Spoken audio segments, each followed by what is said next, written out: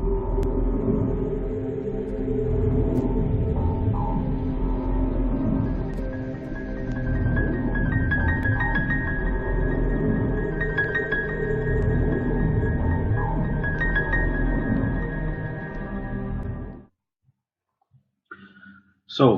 here's the letter. 4th of July 2019. Dear Senator, greetings. If you're holding this letter in your hands, that means that it was not intercepted. That's good. My name is Nisin R. Lopez. I'm a 43-year-old Cuban-American artist based in Miami, Florida. I am contacting you in order to denounce a hideous crime that is being perpetrated against me here in the United States of America. Contract stalking and electronic weapons assaults sponsored by corrupt folks in positions of power. Yes, I am a targeted citizen. I've been experiencing organized harassment sponsored by the authorities since January of 2011. This thing ruined my life. You might be saying to yourself, what exactly is organized harassment, right? Well, this is not easy to explain. One could say that contract stalking is bullying on steroids. Covert harassment, organized group stalking, or community-based mobbing is pretty much a form of political repression, extrajudicial punishment. Organized stalking is a secret program of the US government designed to destroy targeted individuals emotionally and psychologically through dark neurolinguistic programming and negative aversive stimuli. We're talking here about a multi-layered interagency program. Law enforcement is behind this, the intelligence community is behind this, and contractors are behind this as well. Private security companies mostly employ ex-law enforcement and ex-military.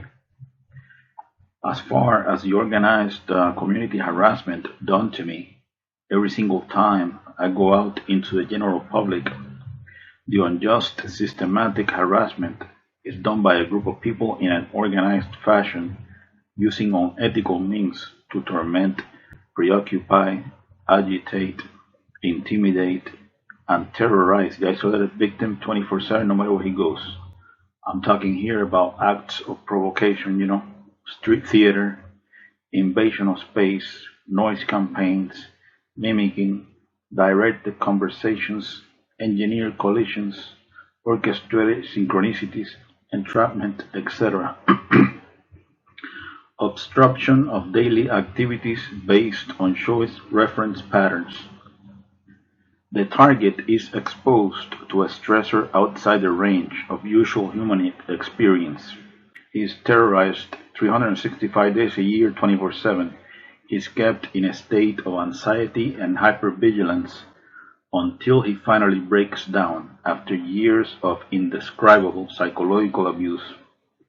Most victims of this program end up homeless, in jail, or in psychiatric institutions, isolated with no support system, in a state of functional disorientation, broken in spirit.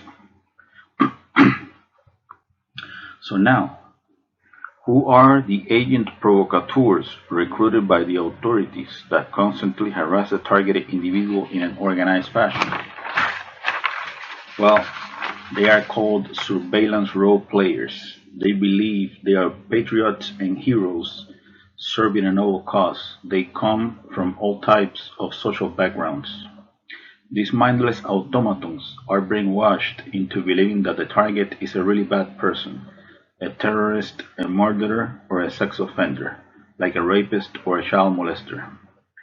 These perpetrators, they are enlisted through community programs such as InfraGard, Citizen Corps, and Neighborhood Watch. We're talking here about a professional character assassination campaign, a clandestine civil military operation. The command station for organized stalking is the fusion centers. Yes, the fusion centers. The primary fusion center in Florida is the Florida Fusion Center, Florida Department of Law Enforcement, which is located in Tallahassee. and the fusion center that is the closest to me, to my area, is the Homeland Security Bureau Southeast Florida Fusion Center, which happens to be the Fred Taylor headquarters for the Miami-Dade Police Department. Overall, contract stalking is psychological warfare, a secret, illegal, long-term, unconstitutional surveillance program designed to neutralize outspoken, politically incorrect freethinkers that are designated as enemies of the state, even if they're just innocent, harmless, law-abiding citizens that pose no real threat to anyone. Keep in mind that the watch-listed individual is also subjected to directed energy weapons and other forms of prolonged psychological torture. I'm talking about mind control neural weapons, remote neural monitoring.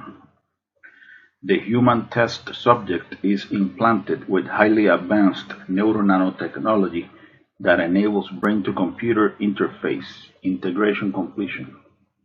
This secret technology of DARPA flavor enables the handlers to link the target's unique brain signature to their supercomputer.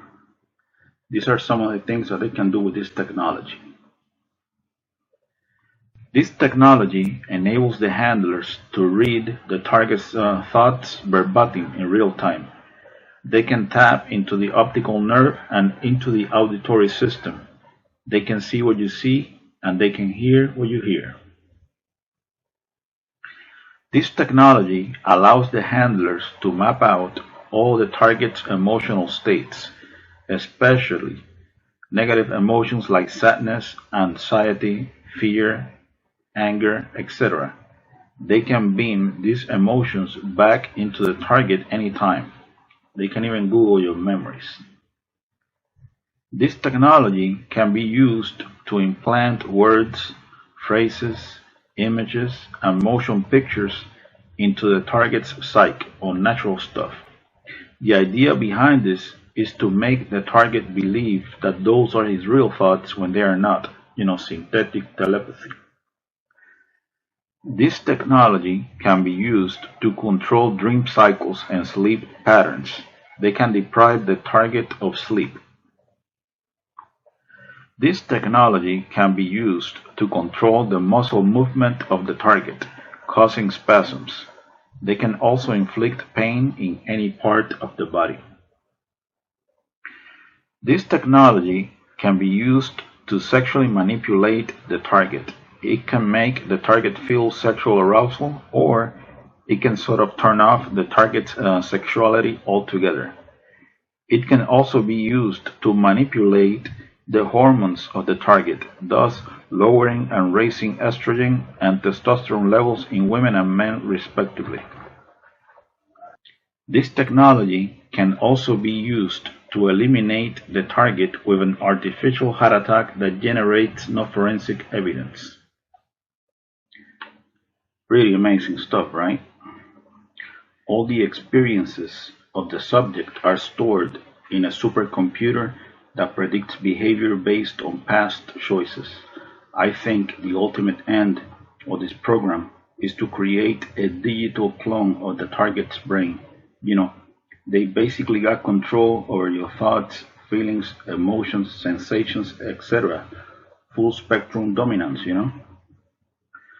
So now, the leader of clandestine operations in the CIA, Elizabeth Kimber, she doesn't know anything about this nasty behavioral modification program. General John W. Raymond, commander of the Air Force Space Command, he doesn't know anything about satellite weaponry and microwave bullets.